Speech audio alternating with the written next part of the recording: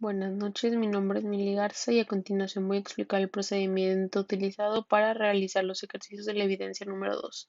Primero se especificaron que los decimales utilizados iban a ser 2 y que si es que había más de 2 se iba a redondear el segundo. Para el apartado número 1 se nos dio esta tabla con distintos datos de recién nacidos. Se llenó esta columna comparando los datos de esta otra que es el peso en gramos contra el dato de 2.500 gramos. Después se nos pidieron ciertos valores para los cuales iban a necesitar primero el peso en gramos. Para eso se realizó esta tabla con los datos de forma ascendente, agregando estas tres columnas para así poder obtener los siguientes valores. Primero la media aritmética, para esta se utiliza la sumatoria de todos los datos entre el número de estos. Para la mediana, que se utilizaron los dos valores centrales sumados y divididos entre 2. Para la moda, como no hubo ningún dato repetido, esta fue a modal. En el rango se utilizó el dato más chico y más grande y se restaron entre sí. En la desviación promedio se utilizó la sumatoria de esta columna y se dividió entre el número de datos. Para la variancia se utilizó la sumatoria de esta columna y se dividió entre el número de datos menos 1. Para la desviación estándar se sacó la raíz de la varianza y para el coeficiente de variación se utilizó la desviación estándar entre la media aritmética por 100, dándonos este dato de forma porcentual. En el inciso I se preguntó si es necesario ordenar los datos de forma ascendente o descendente. A eso se respondió que sí, porque de esta forma se puede obtener el valor de mediana y de rango. Después se realizó lo mismo, pero ahora con la talla en centímetros. En la misma forma, se acomodaron los datos de forma ascendente y se realizó de la misma forma que el anterior. La única diferencia, si se le podría llamar, es que este se obtuvo moda, que era de 50, porque fue el dato más repetido dentro de los dados. Después, en base a la tabla número 1, se realizaron estas otras que son de contingencia.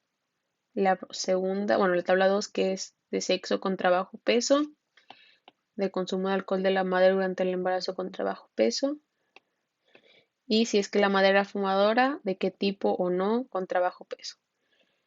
En base a esas tablas se respondieron estas preguntas. Lo que se hacía fue leer el enunciado y en base a eso hacer la fracción. Por ejemplo, la número 1 era la proporción de recién nacidos que son del género masculino. Así que abajo ponemos el número de recién nacidos y abajo de ellos cuántos son del género masculino.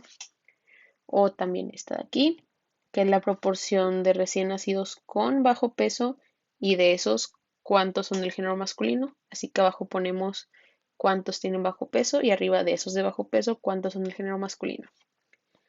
Después se hizo lo mismo con los datos de la tabla 3, más preguntas y se realizaron de la misma forma. Por ejemplo, en esta que es el inciso H, es la proporción de recién nacidos con bajo peso y cuyas madres sí consumieron alcohol. Entonces en la parte de abajo de la fracción se ponen cuántos recién nacidos tuvieron bajo peso y arriba de esos de bajo peso cuántas madres sí consumieron alcohol. Para el apartado 2 se nos dieron 100 datos con los cuales había que hacer una tabla de frecuencias con clase. También se nos dio que esta iba a ser de 7 clases y que la amplitud iba a ser de 10. Aquí está la tabla armada. Se pueden ver columnas como límites inferiores y superiores, frecuencias acumuladas, entre otros. Después, para las preguntas, fueron en el inciso A, cómo se obtiene la frecuencia acumulada relativa, que es esta de aquí.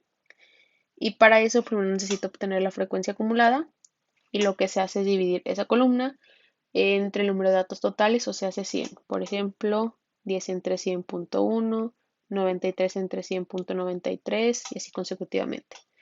En el inciso B, pues, ¿cuál fue el número de pacientes con valores entre 100.5 y 110.5? Buscamos en qué clase fue eso, que vendría siendo la número 3, y pues podemos ver que son 11 pacientes. En el inciso C, ¿qué porcentaje de pacientes tienen valores de 120.5 y 130.5? Igual buscamos en la tabla, sería en la clase 5 y sería pues 14%. Para el inciso D, la frecuencia acumulada relativa en porcentaje de pacientes con valores entre 110.5 y 120.5. Buscamos la clase, que es esta de aquí, y el valor que nos piden es este de al final de 59%. Y por último se preguntó si es que los valores dados todos estaban dentro de lo normal o no, y el resultado de forma porcentual. La respuesta pues sería 100% porque todos los valores eran bajo 200.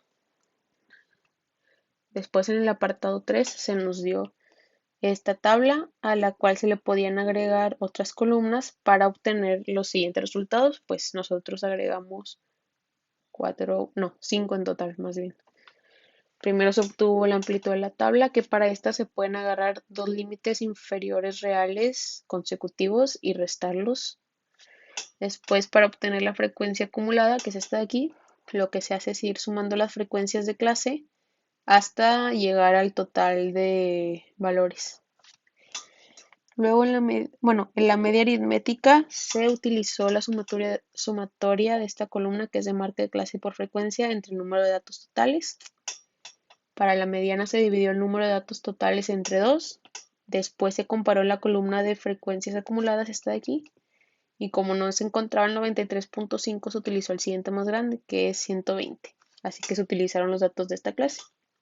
Y para la moda, la clase que tuvo más frecuencias fue la 5, porque tuvo 67 y se utilizó ese dato y el anterior y posterior para la fórmula. La forma de hacer los percentiles fue la siguiente.